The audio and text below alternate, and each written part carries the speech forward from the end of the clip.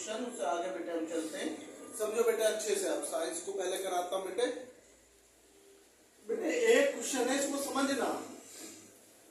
जैसे कहते हैं ना चिड़ियों, जैसे चिड़िया होती है, आप सभी को पता, जैसे चिड़िया जो होती है, मतलब चिड़ियों के पंख, क्वेश्चन का लॉजिक समझो अच्छे से। चिड़ियों के पंख तथा घोड़े की अगली टांगे, जो हमारे घोड़े हैं, घोड़े की अगली टांगे, चिड़िया के पंख तथा घोड़े की अगली टांगे क्या दर्शाती हैं? देखो समझो, क्वेश्चन का आंसर तो बहुत वो हो गया, समझात अंग है। क्या है ये? समझात अंग। देखो चिड़िया ये क्या है, दोनों अलग अलग वो है। चिड़िया पंखों से उड़ती है, घोड़ा अगली टांगों से दौड़ता है।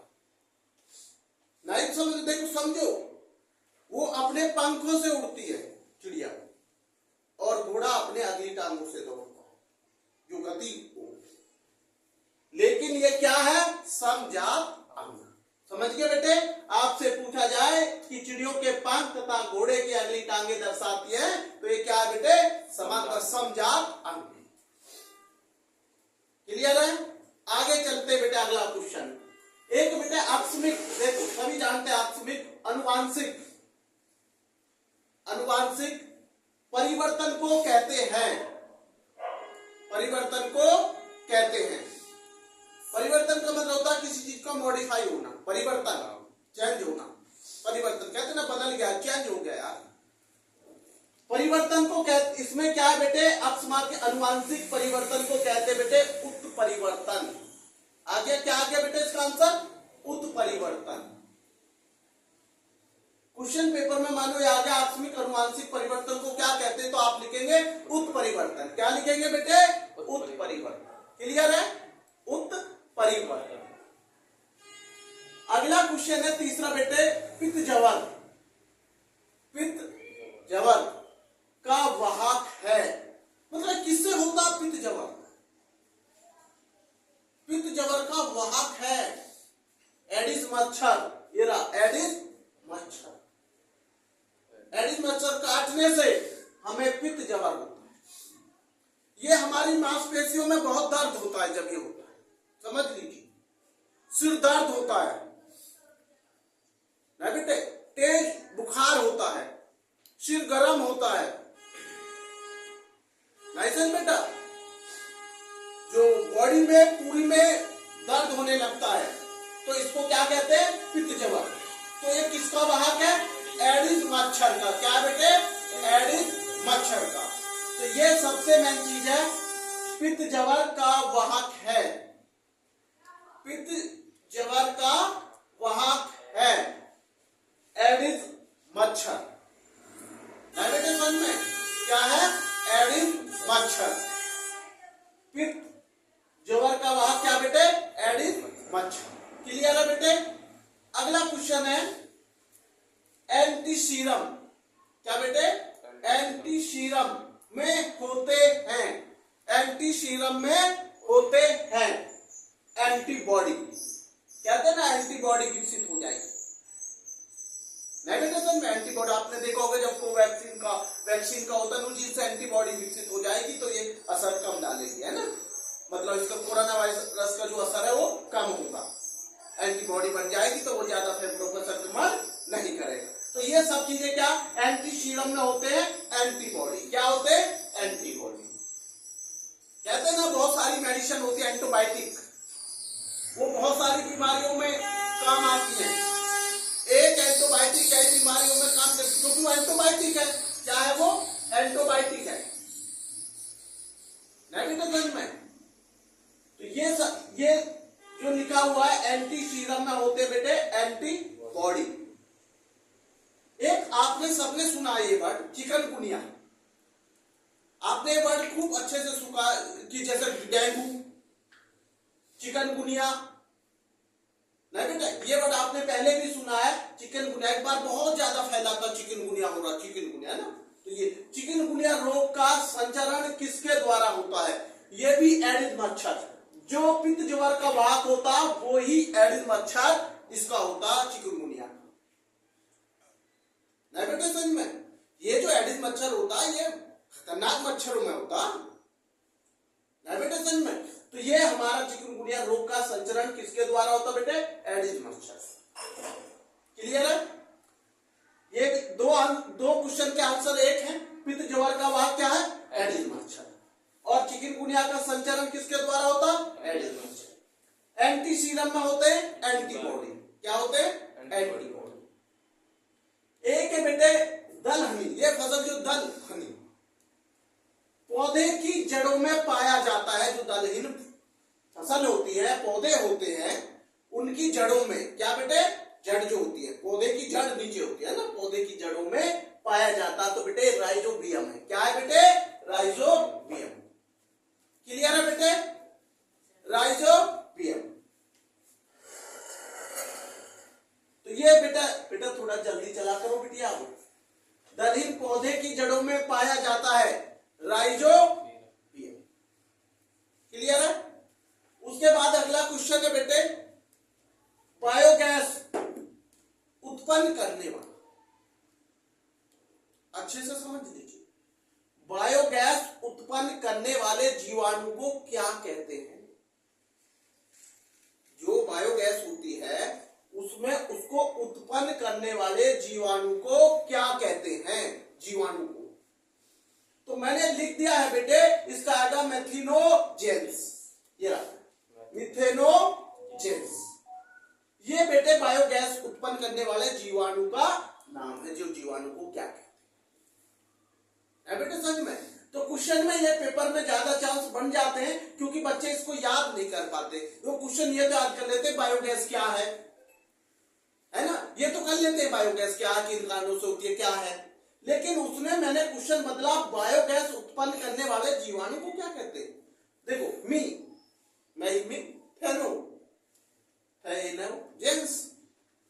मीथेनोजेंस। क्या बोलते हैं? मीथेनोजेंस। अगला ये बहुत समझने का क्वेश्चन है पेनिसिलिन।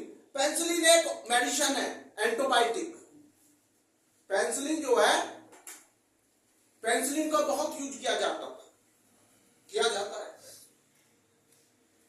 पेनिसिलिन पहले सबसे ज्यादा इसका यूज होता था, बहुत सारे एंटीबायोटिक आ गई अब तो। लेकिन पेनिसिलिन की खोज किसने की? बात है क्वेश्चन, पेनिसिलिन की खोज किसने की? ऐसे बेटा तो बेटे आपने पेनिसिलिन की खोज पता, अलेक्जेंडर फ्लेमिंग। किसने की? Alexander Fleming. कभी कभी ऑप्शन में फ्लेमिंग ही दे दिया जाता है, तो बेटे जरूरी नहीं आप अलेक्जेंडर को ढूंढने लग जाएं। मानो एक 4 विकल्प दिए हुए हैं, उसमें एक फ्लेमिंग 3 और है नाम। मानो एक थॉम्स दे दिया, एक बेटा आपका मेंडल दे दिया, एक फ्लेमिंग दे दिया, नहीं सुन बेटे, एक न्यूटन दे दिया। तो लेकिन कौन आंसर पे टिक करेंगे? फ्लेमिंग। कभी अलेक्जेंडर को मत ढूंढने लग जाए, मुझे अलेक्जेंडर तो था नहीं, खाली फ्लेमिंग। तो भैया वो ही शॉर्ट में उसका नाम दे दिया फ्लेमिंग। लेकिन मैंने पूरा नाम लिख दिया। क्या है इसका पूरा नाम? Alexander Fleming. किसकी खोज की थी अलेक्जेंडर फ्लेमिंग ने? पेनिसिलिन। किसकी की थी बेटे? पेनिसिलिन की जो खोज की है वो अलेक्जेंडर फ्लेमिंग ने। ठीक है बेटे, ये हमारे 8 क्वेश्चन है। एक बार में जो बच्चे लेट आए एक बार में समझा देता हूं, क्योंकि वो बस भी डिस्टर्ब करती है थोड़ा आवाज में उस समय जब स्कूलों की, क्योंकि इस समय स्कूलों की बस ज्यादा जाती है। और बेटे ये सबको पता, बेटा सरस्वती माता की पूजा है, पार्क में पूरा पूजा रखा हुआ है। सब बच्चे माता सरस्वती का बेटा अभिवादन करें, माता सरस्वती की पूजा में शामिल हो और बेटे माता सरस्वती का आशीर्वाद लें सभी बच्चे। नहीं बेटा सर में तो बेटा आज वो 9 बजे से टाइमिंग रखा है, 12 बजे तक चलेगी और 3 दिन चलेगी। नहीं बेटा 26 को विसर्जन होगा, बहुत बड़ा वो है, बहुत बढ़िया। शामिल होंगे आप सब लोग तो बहुत अच्छा लगेगा कि बेटे माता सरस्वती का सभी बच्चों पर आशीर्वाद बना रहे, सभी गुरुओं पर आशीर्वाद बना रहे।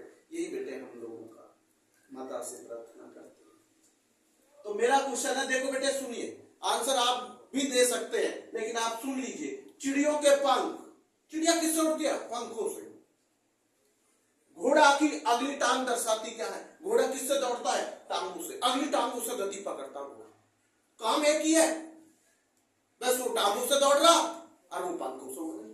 समझातंग है, इसका आंसर क्या लिखोगे? समझातंग। क्लियर है? समझातंग।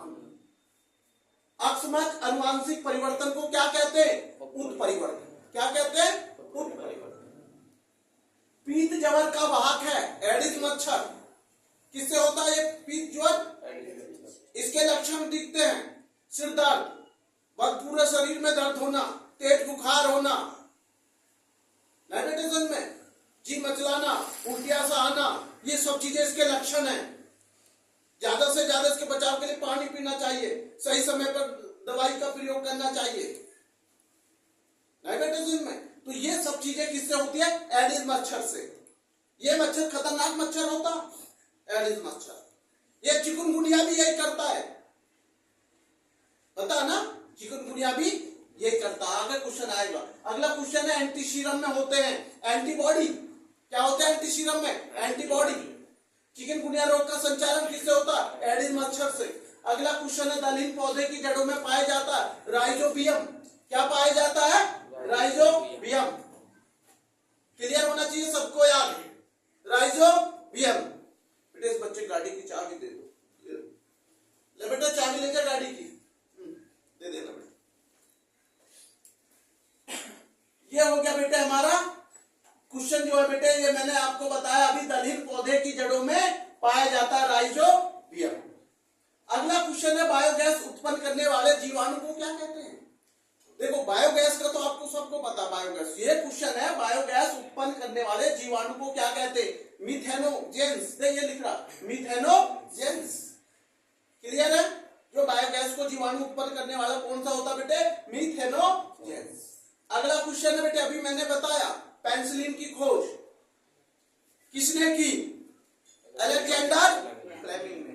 अलेक्जेंडर फ्लेमिंग या फ्लेमिंग नाम शॉर्ट में दे दिया जाए तो फ्लेमिंग लिख देना। कभी अलेक्जेंडर याद ना रहे तो फ्लेमिंग। बेटे समझ में। एक न्यूजीलैंड का क्रिकेटर भी रहा स्टीवन फ्लेमिंग, बहुत बढ़िया कप्तान माना जाता है, इसलिए नाम आसानी से बच्चे याद कर लेते फ्लेमिंग, है ना?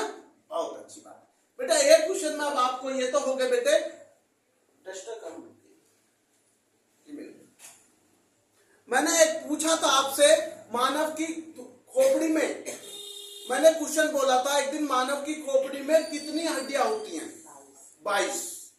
जिसमें से मैंने आपसे पूछा था बेटे 8 तो इसमें कपाल होती है, जो मैंने आपको बताया था। वहां पहुंच जाओ बेटे, जगह है। 8 तो बताई मैंने कपाल में, 14 किसमें बताई मैंने? चेहरे की। तो टोटल कितनी हुई खोपड़ी में बेटे हड्डियों की संख्या? 22। ये ध्यान रखना है। कुल टोटल हड्डी कितनी होती है? तो 206। मानव के शरीर में टोटल कितनी हड्डियां होती हैं? 206। सबसे बड़ी हड्डी क्या होती है? फीमर। सबसे छोटी हड्डी क्या होती है? स्टेपिस, जो कि कान की हड्डी होती है। किसकी होती है? कान की। पता ना आपको, ये पहले बता चुका हूं बेटे। मैं जो क्वेश्चन पूछ रहा हूं उसको समझना। मानव शरीर में, जो मनुष्य है, मानव शरीर में जल की मात्रा कितनी होती है? देखो मैंने एक दिन आपको बताया था कि मानव शरीर में पुरुष और महिला में अलग अलग पाई जाती है। ये अच्छे से दिमाग में रख लीजिए। मैंने कहा था मानव शरीर में जो बेटे जल की मात्रा होती है, मैं बता रहा हूं पहले बेटे पुरुष में। किसमें बेटे? पुरुष में। तो बेटे वो 60% से 65% तक हो। और महिला में मैंने बताया था बेटे 50 से 55% जल की मात्रा पाई जाती है। क्लियर है बेटे? ये क्या क्वेश्चन है बेटे? मानव शरीर में जल की मात्रा। नहीं बेटे समझ में? ये क्लियर हो गया। पुरुष का अलग है, महिला का अलग है। एक क्वेश्चन मैंने पूछा था, मानव के रक्त या मानव का ब्लड का पीएच मान कितना होता? जो खून होता है, मनुष्य के खून का पीएच मान कितना होता? मैंने आपको बताया था भाई 7.4 होता लगभग। कितना होता? 7.4 में। और जिसका पीएच मान 7 से कम होता है, वो मैंने अभी 2 दिन पहले बताया, अम्ल। अम्ल का पीएच मान क्या होता? 7 से कम। अम्ल का स्वाद कैसा होता? खट्टा। नीले लिटमस को क्या कर देता है? लाल। और जलीय घुलनशील उसमें बेटे हाइड्रोजन आयन छोड़ता है। मैंने बताया था अम्ल की परिभाषा। एक एक क्वेश्चन आपको याद होना चाहिए बारीकी से। बिल्कुल नहीं घबराना किसी भी पेपर, किसी भी कंपटीशन से। और बेटे जिन बच्चों ने कंपटीशन के फॉर्म नहीं भरे वो भर दीजिए। पुलिस का भर्ती 30 तारीख इसके फार्मन की लास्ट डेट है, 25 तक ये फॉर्म भर दीजिए। क्योंकि बाद में आके बेटे वेबसाइट कभी कभी लोड मांगती है तो भर नहीं पाते हैं, है ना बेटे। तो जिन बच्चे कंपटीशन में बैठ रहे हैं, बहुत सारे बच्चे क्रॉस भी हो गए, जो दिल्ली पुलिस में नंबर आए, कुछ बच्चे हेड कांस्टेबल दे रहे, जो फॉर्म निकले भर दो गया, एक ना एक में तो सफल हो गए। और सफल भी नहीं होगे तो जब भी नहीं ना अगली बार हो जाओ। अरे जब लड़ोगे नहीं, उनसे तो बढ़िया है जो भर नहीं रहे हैं, उनसे तो बढ़िया कि आपने भरा, आपने पेपर दिया। नहीं बेटे समझ में, मैंने कहा सफलता तो बेटे संघर्ष मांगेगी, या तो संघर्ष अब कर लो या बेटे 10 साल बाद देख लेना संघर्ष तो लाइफ के सामने। कहते ना जीवन ही संघर्ष है, मानते ना, जैसे जल ही जीवन है और जीवन भी शिक्षा है, शिक्षा भी जीवन है, ये ध्यान रखो। नहीं बेटा, और आप सभी जानते हैं या कोई किसी की मदद नहीं करता है दुनिया में, अच्छे लोगों को सब बाहर कर देते, मानते हैं नहीं। तो इसलिए बेटे आप मेहनत करिए, अपना कैरियर बना लीजिए। कैरियर आपने बना लिया तो आपके पास हजारों लोग खड़े। नहीं बेटे समझ में, क्योंकि बेटे असफलता और गरीबी का साथ आज की उसमें कोई देने को तैयार नहीं। ये अपने उसमें गांठ बांध लीजिए अच्छे से दिन कि भाई असफलता का कोई साथ नहीं देता और गरीबी का कोई मोल नहीं होता। ये सच है, ना रिश्तेदार, ना अपने और ना कोई पड़ोस, कोई किसी का नहीं होता बेटे। गरीबी में अच्छे व्यक्ति में पे भी उंगली उठाई जाती है, उसके चरित्र पर दाग लगा दिया जाता है गरीब व्यक्ति के बसा में, और अमीर लोगों पर चरित्र पर दाग तो दाग, उनके खिलाफ बोलने को कोई तैयार नहीं। तो इसलिए मैं कहता हूं पढ़िए, ये शिक्षा ही है जो बेटे आपको आगे ले जाएगी। और ये वो धन है बेटे जो कभी खत्म नहीं होगा, जितना बांटोगे बढ़ेगा। और सभी बच्चे बेटे आज सरस्वती माता के वहां रखिए पूजा बेटे, सब हम लोग तो वहां पहुंचेंगे आज सब आप, है ना। तो इसमें बेटे मैं आगे चलता हूं, मैं एक क्वेश्चन पूछता हूं। ये तो बेटे मेरे हो गए आपके। तो आपने बताया खून का रक्त का पीएच मान कितना होता बेटे? 7.4। एक आपने मैंने क्वेश्चन पूछा था, शरीर के में जो शरीर होता बॉडी, शरीर में ऊतकों का निर्माण किससे होता है? मैंने बोला था आंसर शरीर के में ऊतकों का प्रोटीन से। आंसर क्या दिया था उस दिन मैंने? प्रोटीन से। लार में पाया जाने वाला, लार जो हमारी लार होती है, लार में पाया जाने वाला एंजाइम कौन सा होता? मैंने बताया था टाइलिन। क्या बताया था? लार में पाया जाने वाला टाइलिन। रक्त को शुद्ध करता है किडनी। तो आपको ये क्वेश्चन सब याद होने चाहिए बहुत स्पीड से। 1 मिनट में हम क्वेश्चनों को जैसे कैसे याद करेंगे। जैसे बेटे रक्त को शुद्ध करता है किडनी। मनुष्य में जल की मात्रा पुरुष में 65%, 60 से 65, महिला में 50 से 55। नहीं बेटा समझ में? पेंसिलिन की खोज किसने की? अलेक्जेंडर फ्लेमिंग ने। नहीं बेटा समझ में? मनुष्य के रक्त का पीएच मान 7.4 बताया मैंने। मनुष्य की खोपड़ी में कितनी हड्डियां बताई? 22 हड्डियां। सर 8 हमारी कपाल है और बेटे 14 हमारी बेटे चेहरे की। टोटल हड्डियां कितनी बताई मैंने? 206। मनुष्य के दांत कितने बताए टोटल? कुल 32। दूध के दांत कितने बताए? 20। नहीं बेटे, मटर जो हमारा कहते हैं ना मटर, मटर के पौधे का पर प्रयोग किसने किया? मेंडल। नहीं समझ में? किसने किया बेटे? मेंडल। ये सारे क्वेश्चन आपको पता होना चाहिए। एक क्वेश्चन ये था मेरा, मस्तिष्क का सबसे बड़ा भाग, मस्तिष्क का सबसे बड़ा भाग क्या होता है? प्रेमस्तिष्क।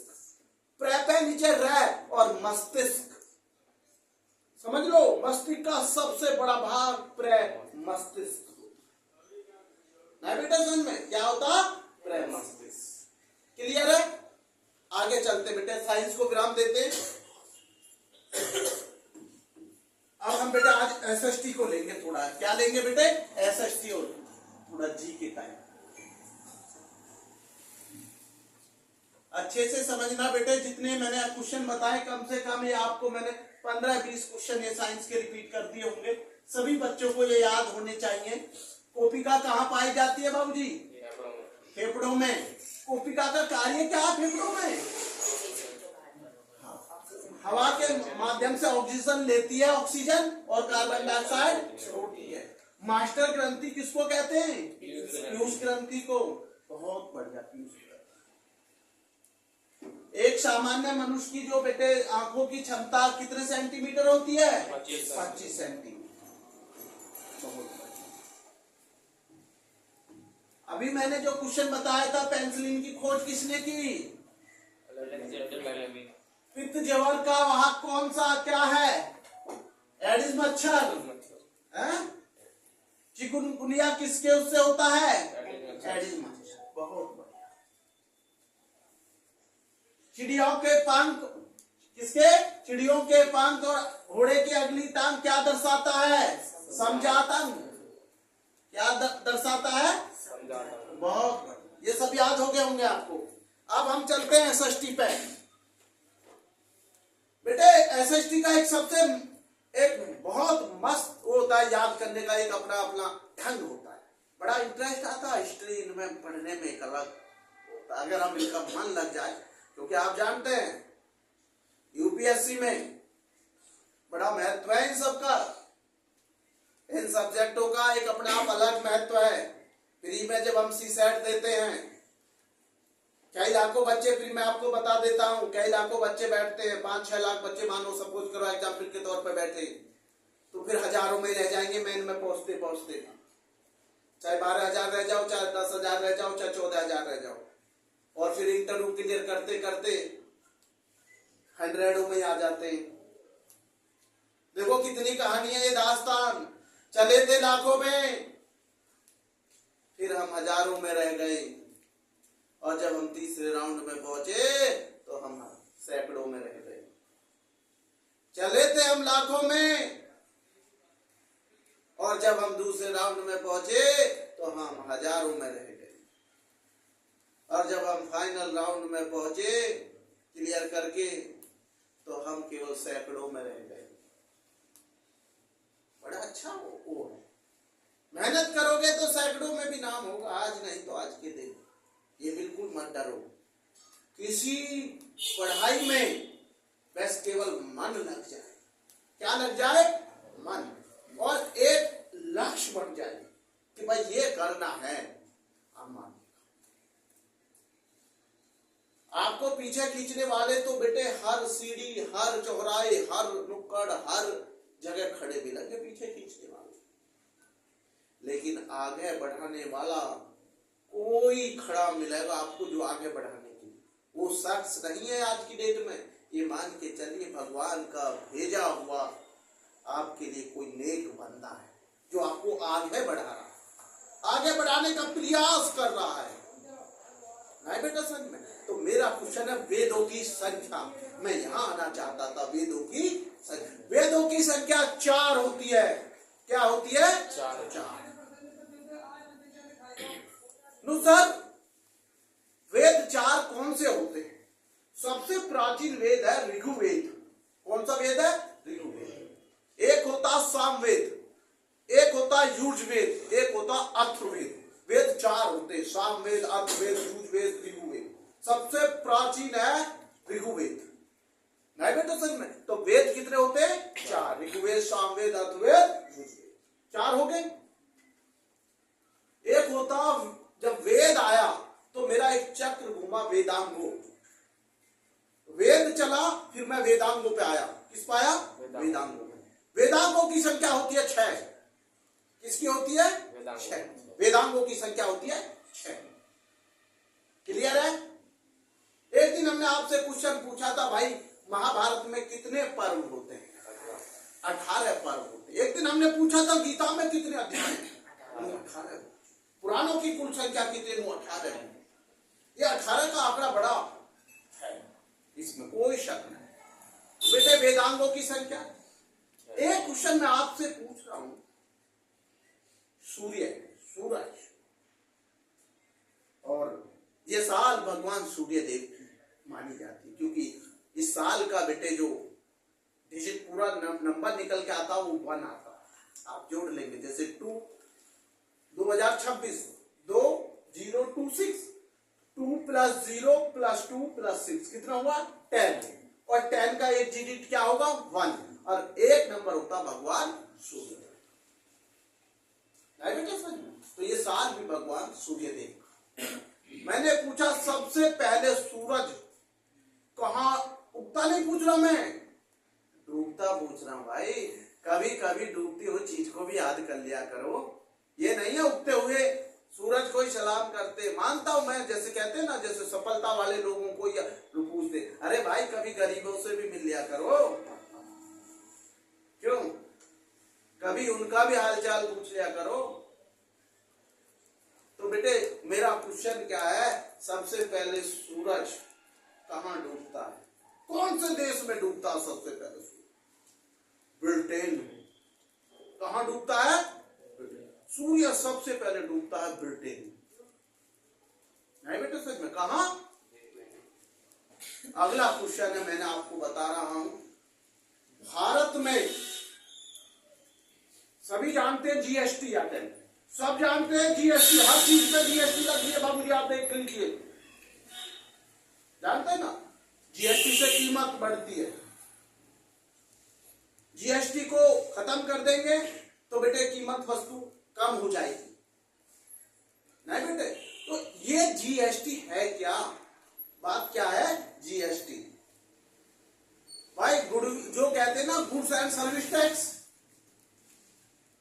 नहीं समझ में, जो माल सेवा कर, ये माल पे तो लगाई जाती है जीएसटी। ये कब लागू हुई थी भारत के अंदर, बात ये है, भारत के अंदर जीएसटी आई थी बेटे 1 जुलाई 2017 में।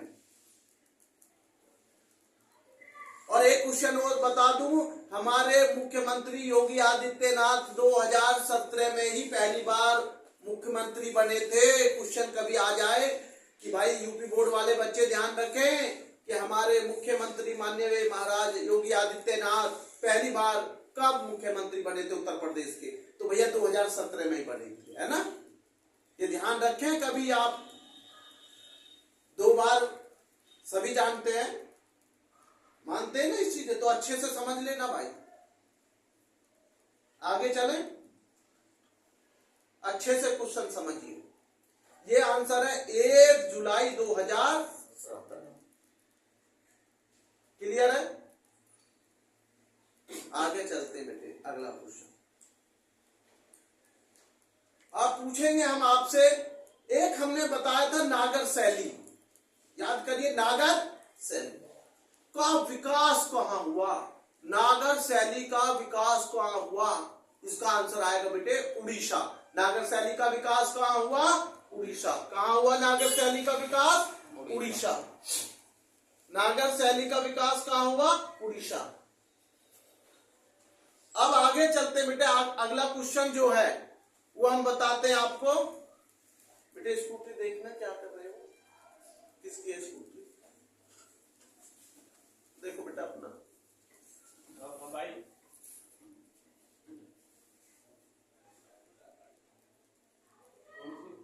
नहीं समझ बेटे? तो ये हो गया हमारा नागर शैली का, नहीं बेटे समझ में, जो नागर शैली का विकास जो हुआ कहां हुआ बेटे? उड़ीसा में। कहां हुआ बेटे? उड़ीसा में। क्लियर है? अगला क्वेश्चन पूछा मैं, जो पूछ रहा हूं बेटे, सांची का स्तूप, किसका स्तूप बेटे? सांची का स्तूप कहां है? सांची का स्तूप कहां है? सांची का स्तूप है मध्य प्रदेश में। कहां है बेटे? सांची का स्तूप कहां है? मध्य प्रदेश। मेरा यह क्वेश्चन आपको मैं पहले बता चुका हूं, लेकिन आज जो मेरा क्वेश्चन है आप उसे अच्छे से समझिए। प्रथम विश्व युद्ध, प्रथम विश्व युद्ध कब और कब तक चला? क्वेश्चन को अच्छे से समझिए। प्रथम विश्व युद्ध कब से शुरू हुआ और कब तक चला? जरूरी नहीं है आपसे ये पूछ लिया जाए कि भाई प्रथम विश्व युद्ध कब शुरू हुआ, ये भी तो पूछ सकता है प्रथम विश्व युद्ध कब खत्म हुआ। एक क्वेश्चन के लिए तैयार नहीं रहना, क्वेश्चन आपको कई क्वेश्चन के लिए तैयार। नहीं बेटे समझ में। सबसे मैंने अभी पूछा आपसे प्रथम विश्व युद्ध कब शुरू हुआ और कब खत्म हुआ, ये आप बताइए। सब बच्चों को बता दूं गुरुजी 1914 में शुरू हुआ। ये 28 जुलाई 28 जुलाई 1914 में शुरू हुआ था। 1914 अच्छे से समझ लो। 28 जुलाई 1914 191 शुरू हुआ था 19 और खत्म हुआ था 11 नवंबर 2000 नहीं कहेंगे 1918। क्या कहेंगे? गलत। बताइए क्या हो सकता है, कितने साल चला? ये बिल्कुल राइट है, 1918 में चला। वो 4 साल से भी ज्यादा लगभग चला। नू नहीं है 2-4 दिन में ही खत्म हो गया। जैसे होता है ना 2-4 दिन लड़ाई हुई भाई युद्ध खत्म हो गया, ऐसा युद्ध नहीं था प्रथम विश्व युद्ध। बहुत बड़ी महामारी, बहुत बड़ी मंदी, बहुत सारे कृषि क्षेत्र सब नष्ट नहीं बेटे समझ में। प्रथम विश्व युद्ध कब चालू हुआ बेटे? मैंने अभी बताया 28 जुलाई 1914 में शुरू हुआ था। 18 नवंबर 1900 मैं लिख देता हूं बेटा, इससे पहले क्वेश्चन पूरा समझ लीजिए, कभी आप गलती ये लिखना। प्रथम विश्व युद्ध क्या बेटे? प्रथम विश्व युद्ध अच्छे से इसे मैंने विश्व युद्ध कब शुरू हुआ, कब शुरू हुआ और कब तक चला। मैं इसे लिख रहा हूं क्योंकि कब चला अच्छे से समझ लो, कोई जल्दबाजी नहीं। प्रथम विश्व युद्ध बेटे कब शुरू हुआ और बेटे कब खत्म। बेटे शुरू जो हुआ बेटे, आंसर यहां लिख रहा हूं बेटे 28 जुलाई। क्या बेटे? 28 जुलाई 1914 में हुआ था बेटे। ये कब हुआ था? 1914 में। ये लिखते बेटे 1914 ये हुआ था बेटे हमारा प्रथम विश्व युद्ध। कब हुआ था? 1914 में। और गांधी जी जो अफ्रीका से लौटे थे 1915 में। प्रथम विश्व युद्ध 28 जुलाई 1914। लेकिन खत्म कब हुआ? 11 नवंबर खत्म। ये तो शुरू हुआ, खत्म कब हुआ? 11 नवंबर 1918 में।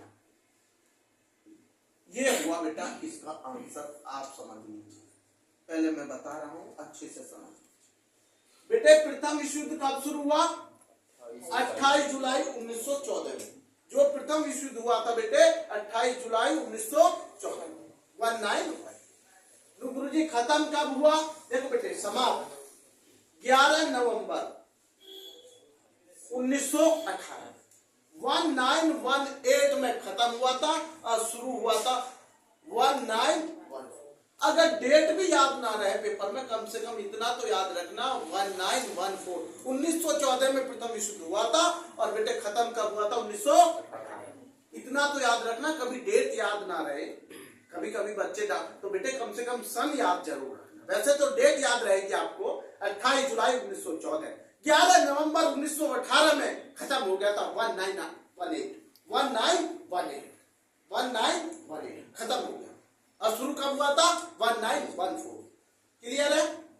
प्रथम विश्व युद्ध के बारे में क्लियर, कब खत्म हुआ कब शुरू हुआ। अब क्वेश्चन आता आपसे, सबसे एक कहता प्रथम शहीद होने वाला क्रांतिकारी कौन था? जो देश के लिए सबसे पहली बार मतलब प्रथम बेटे 1857। देखो इसमें थोड़ा सा वो रहता है बेटे डाउट। जो प्रथम विश्व ये कहा जाता है 1857 का विद्रोह था। 1857 के विद्रोह में बेटे एक क्रांतिकारी हमारे बहुत प्रसिद्ध रहे बेटे मंगल पांडे। ऐसा नहीं है मंगल पांडे का नाम नहीं सुना आपने, सुना है मंगल पांडे। तो बेटे उसको बैरकपुर की जेल में, और सबको पता क्रांति कहां से शुरू हुई भारत में? मेरठ से। क्रांति कहां से शुरू हुई? मेरठ से। तो बेटे मंगल पांडे को कहा जाता है कि सबसे पहला शहीद होने वाला क्रांतिकारी था जिसे बैरकपुर की जेल में बेटे फांसी दे दी गई। लेकिन क्वेश्चन मेरा आज एक इसमें बदलाव है। सबसे कम उम्र में, सुनिए, सबसे कम उम्र में किस क्रांतिकारी को फांसी दी गई? मेरा क्वेश्चन समझिए, अच्छे से लिखना। फिर सबसे कम उम्र में, सबसे कम उम्र में किस क्रांतिकारी को फांसी दी गई और कब दी गई? नहीं आई अभी बात समझ में? तो सबसे कम, मैं लिख रहा हूं बेटे, मैंने क्वेश्चन क्या बोला बेटे? सबसे कम उम्र में ऐसा हमारा क्रांतिकारी कौन था जिसको बेटे कम उम्र में फांसी दी गई?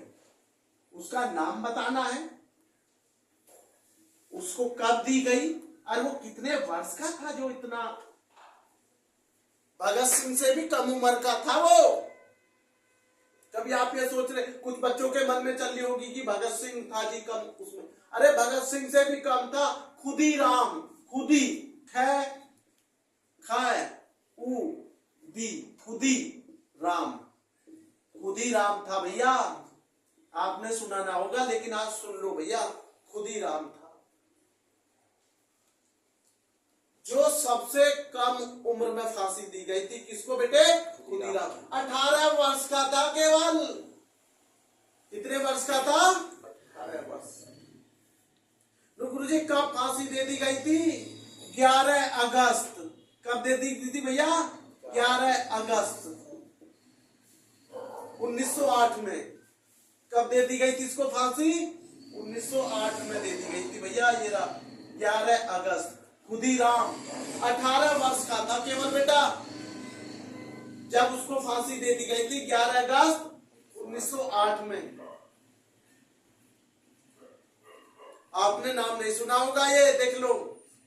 ऐसे ऐसे बहुत सारे क्रांतिकारी हैं बेटे जिनका आप नाम भी नहीं जानते, उन्होंने अपने देश के लिए बलिदान देकर चले गए, तो देश के लिए शहीद हो गए, हंसते हंसते फांसी पर लटक गए। और कुछ जगह आज ऐसा बेटे हमारे क्रांतिकारी को बच्चे नहीं जान पाए। तो आप समझ रहे सबसे कम उम्र में कौन बेटे क्रांतिकारी को फांसी दी गई? खुदीराम, जो केवल बेटे 18 वर्ष का था। और 11 अगस्त 1908 1908 को फांसी दी गई थी खुदीराम को। समझ गए? खुदीराम को कब फांसी दी गई? 11 अगस्त 1908 1908। कितने वर्ष का था खुदीराम? 18 वर्ष का था। और बेटे भगत सिंह, सुखदेव, राजगुरु, इन्हें तो बेटे 23 मार्च, देखो इनकी उसमें अंतर है, 1931 में दी गई थी भैया इन्हें तो। जो भगत सिंह को, समझ में आई बेटे? भगत सिंह तो बेटे इन बाद में दी गई है। पहले तो हमारे खुदीराम को 11 अगस्त 1908 इन्हें तो बाद में फांसी दी गई है बेटे। भगत सिंह, सुखदेव, राजगुरु को तो बेटे 23 मार्च 1931 में दी गई। और खुदीराम तो बेटे 11 अगस्त 1908। ये सबसे कम उम्र का बच्चा था जिसको बेटे फांसी की सजा दी गई, क्रांतिकारी। और सबसे पहला बेटा शहीद होने वाला क्रांतिकारी मंगल पांडे को माना जाता है बेटे। 1857 के विद्रोह में जो बेटे किया जाता है बैरकपुर की जेल। और सबसे पहले क्रांतिकारी कहां से शुरू हुई बेटे? मेरठ से। तो मेरठ शहर वैसे फिर वो नहीं है प्रसिद्ध, मेरठ शहर क्रांतिकारियों के लिए भी प्रसिद्ध। क्लियर है बेटा? अब ये एक क्वेश्चन मैं आपसे पूछ रहा हूं बेटा, थोड़ा सा इस टाइप से हटके, सबसे छोटा ग्रह कौन सा होता है? बुध। सबसे छोटा ग्रह कौन सा होता? बुध। चलो बुध पे भी आगे एक क्वेश्चन और पूछ लेता हूं। मैंने एक दिन एक क्वेश्चन शायद बताया था आपको, मूल संविधान। क्या बेटे? मूल संविधान। जो हमारा संविधान है, मूल संविधानों में भागों की जो भाग संख्या होती है, कितने भागों की संख्या है? 22। आपसे क्वेश्चन पूछ लिया जाए मूल संविधान में भागों की संख्या कितनी है, तो आप उसका आंसर कितने में देंगे, 22 में। ठीक है बेटे, उसका आंसर क्या होगा, 22। अब बेटे हम SST को रोकते हैं, थोड़ा सा हिंदी पे आ जाते हैं। बेटे कितना समय हो गया बेटे, 40 है, 55-56 मिनट का बेटे मुझे बता देना।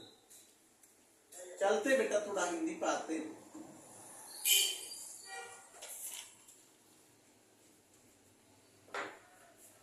मैं पूछ रहा हूं आपसे, रघुपति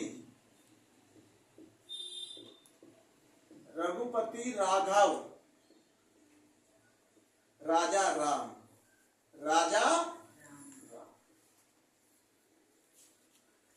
मैंने ये उदाहरण लिखा है। क्या लिखा बेटे, उदाहरण।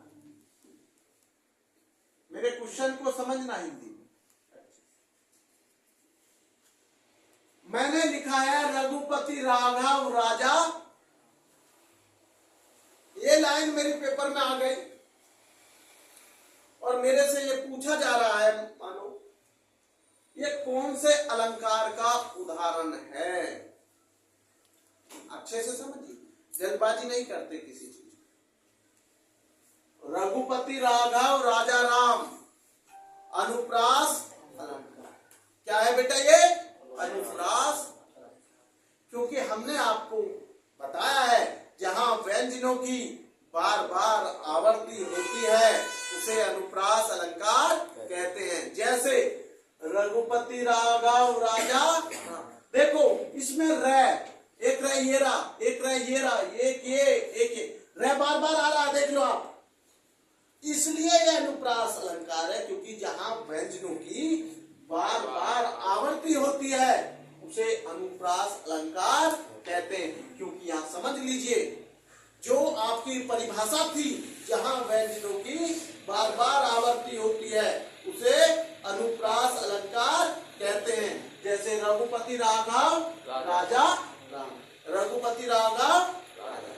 क्लियर है? तो ये बेटे हमारा क्या हुआ, अनुप्रास अलंकार। जब आपसे ऑप्शन में ये दे दिया ए अनुप्रास अलंकार, अनुप्रास अलंकार, और बी में दे दिया आपको सलेस अलंकार। क्या दे दिया, सलेस अलंकार। सी में दे दिया आपको यमक अलंकार। क्या दे दिया बेटे, यमक अलंकार। और इसमें डी में दे दिया, अच्छे से समझ लेना, रूपक अलंकार। क्या बेटे, इसके बहाने आप कम से कम अलंकारों के नाम तो सीख लोगे। देखो, अनुप्रास अलंकार, सलेस अलंकार, यमक अलंकार, रूपक अलंकार। नहीं बेटे, समझ में कितने अलंकार बताए बेटे मैंने, 4। तो ये आप जानते हैं, ये उदाहरण किसका है, अनुप्रास अलंकार। किसका बेटे, अनुप्रास अलंकार। क्लियर हो गया? इसकी परिभाषा भी होगी कि जहां व्यंजनों की बार बार आवर्ती होती है उसे अनुप्रास अलंकार कहते हैं। जैसे रघुपति राघव, समझ गए? अब अगला क्वेश्चन है बेटे मेरा, देखो इसके अनुसार मैं परिभाषा भी आपको दूंगा, देख लेना अच्छे से।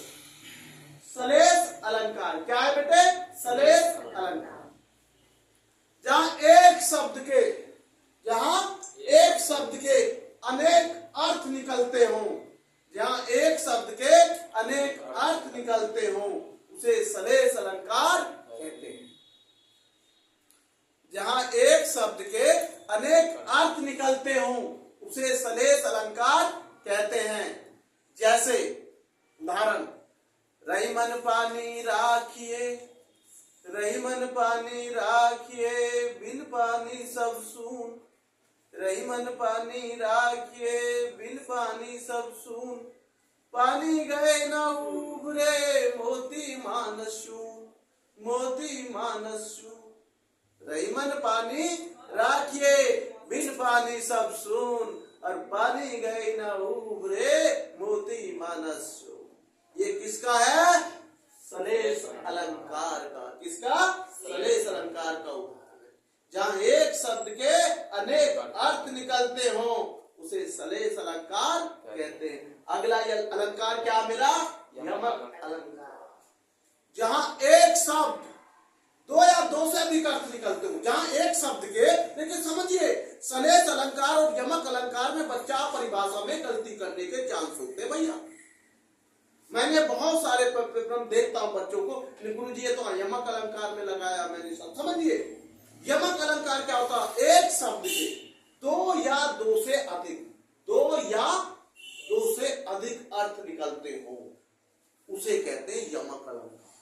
और जहां एक शब्द के ही अनेक अर्थ निकल रहे हो, बहुत सारे अर्थ अनेक, उसे कहते हैं सलेस अलंकार। शब्द एक अर्थ अनेक, उसे कहते हैं सलेस अलंकार। और यमक अलंकार का शब्द एक है, उसके अर्थ दो या दो से अधिक होते, उसे कहते हैं यमक अलंकार। जिसमें मैंने एक बहुत अच्छे से आपको एक लाइन सुनाऊंगा, एक लाइन आप खुद याद करेंगे। कनक कनकते 100 गुनी, कनक कनकते 100 गुनी, माधवता अधिक आय। कनक माने सोना और कनक माने रत्न। हो गए ना दोनों अर्थ? शब्द एक है, एक जैसा, और उसके अर्थ क्या है? एक कनक माने सोना और एक कनक माने रत्न। अब मेरा क्या बचा? रूपक अलंकार। रूपक अलंकार की परिभाषा समझिए। जहां उपमे में उपमान का, जहां उपमे में उपमान का भेद रहित आरोप हो, जहां उपमे में उपमान का भेद रहित आरोप हो उसे रूपक अलंकार कहते हैं। जैसे चरण कमल बंधो हरिराही, चरण कमल बंधो हरिराही, ये हमारा कौन सा अलंकार है? रूपक अलंकार। चारों अलंकार की परिभाषा मैंने आपको उदाहरण सहित समझाई है, नहीं बेटा? समझ में ये चारों अलंकार आपको आज याद हो जाने चाहिए, और कोई दिक्कत रहे फिर बेटा आप नहीं समझ में। अब हम चलते बेटे मैथ की तरफ। बेटे कितना समय हो गया बेटे? 47। बेटे मैथ में हम बेटे आपको समझा रहे बेटे। बेटे एक दिन हमने आपको स्क्वायर कराए थे 20 तक। कितने कराए थे बेटे? 20। जैसे हमारा एक, आप समझिए जैसे स्क्वायर हम आपको दे रहे हैं, 20 तक करा चुके थे। 21 का स्क्वायर है ना बेटे, 22 का स्क्वायर, 23 का स्क्वायर हम लिख रहे हैं, पहले आपको समझाएंगे आपको। 25 का स्क्वायर, उसके बाद हम यहां लिख रहे हैं 26 का स्क्वायर, 27 का स्क्वायर, 28 का स्क्वायर, 29 का स्क्वायर और 30। ये तो हम आप जानते हैं, ये बहुत आसानी से आपका निकल जाएगा 900। ठीक है भैया, क्योंकि 3 में 3 की गुणा करी 9 और 0 2 बनी जाएंगी। ये तो आप समझ ही रहे हैं। 3 को 2 बार लिख लोगे गुणा में तो है, और ये 0 2 बनी जाएंगी 30, तो कितना होगा? 900। ये तो आपको पता है। आज एक थोड़ा सा दिमाग लगाओ आप अपना। ये 21 है, क्या है? 21 का होता 441। कितना होता? 441। क्योंकि आपको पहले उसमें मैं बता चुका हूं कि 20 का होता 400, होता 400। 20 का कितना होता? 400। ये 21 है, 21 में 21 की गुणा कर लो। सुनिए पहले तो 441 हो गया। लेकिन मैं आपको एक चीज समझा रहा हूं, जब 20 का 400 या 20 का 400, 21 और 21 को जोड़ेंगे कितना हो जाएगा? 42। 21 को 21 जोड़ेंगे 42। 42 में से एक घटा लो, कितना होगा? 41। और पहला कितना है? 420 का, 400 में 41 जोड़े 441, बन गया 441। गुरु जी अगला कैसे करेंगे? देखो 441 है, देखो समझिए, जैसे आपको गुणा करने में कोई वो होती है तो थोड़ा समझ लिए। 441 है, ठीक है। 22 में 22 जोड़े 44, और 44 में एक कम कर लीजिए, कितने हो गए 43। 43 जोड़ लीजिए इसमें, ये आ गया 484, ये आ गया 484 लोग, ये लिख दिया मैंने। देखो समझिए, क्योंकि गुणा में गलती कर देते हो, लेकिन कम से कम जोड़ में तो नहीं करोगे, गुणा से आसान है जोड़। अब वैसे तो ट्रिक बहुत सारी होती है, लेकिन मैं आपको समझा रहा हूं, आप समझिए पहले। अरे वैसे मैं फटाफट बोल दूंगा 23 का कितना होता, 24 का कितना होता, 576, 24 का होगा, 25 का 625 हो गया, बात उसकी नहीं है, बात समझने की है। सबसे पहले मेरी बात आई है, कितना आया 484, 23 है, 23 का दुगना कितना होता 46, और 46 में से एक कम कर दो 45 जोड़ दो इसमें, ये लो 9 8 4 12 2 का 529, ये लिख दिया लो 529। बताओ क्या बात है भाई,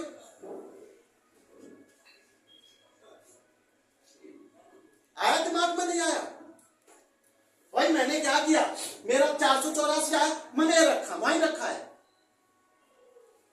23 दूनी 46, 46 में से एक कम, मैंने कहा एक कम करना होगा डबल करने के बाद, जो संख्या का निकाल रहे हो उसको डबल कर दो और एक कम कर दो, और जो पहले आया तो उसमें जोड़ो, 529 होगी।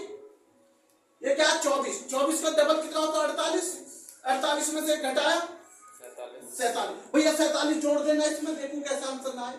9 7 16 को 6 का 4 2 6 6 रे 7, तो भैया कितना होगा 576। ले भैया निकाल ले, 576 हो गया। नहीं आई बात अभी सर? भैया 25 का डबल कितना होता 50, और 50 में से कम कर दिया 49। गुरु जी किस में जोड़ दे 576 में, जो पहले है 576 में कितने जोड़ दूं 49, 9 6 15 को 5 का 80 लगे, 7 4 11 11 12, और ये 625, ये लिख दिया 625। देखो कैसे गलत होगा, जोड़ तो सब कर ही लेते हैं, अरे दिमाग में जोड़ के घटाकर फट जोड़ दोगे सेकंडों में, तो कैसे, इसको थोड़ा मिटा रहा हूं भाई, मिटा दूं।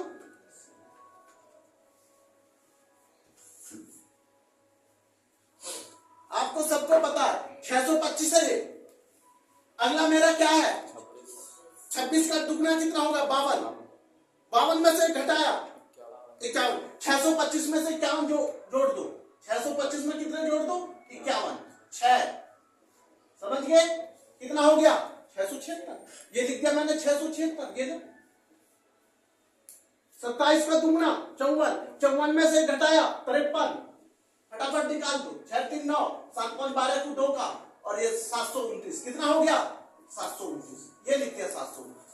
28 दूनी 56, 56 में से घटा दिया कितना होगा 55, 55 जोड़ दिया 9 5 14 को 4 का 5 2 7 और 1 8, नहीं समझ में बेटे, ये हमारा कितना हो गया 784, कितना हो गया 784।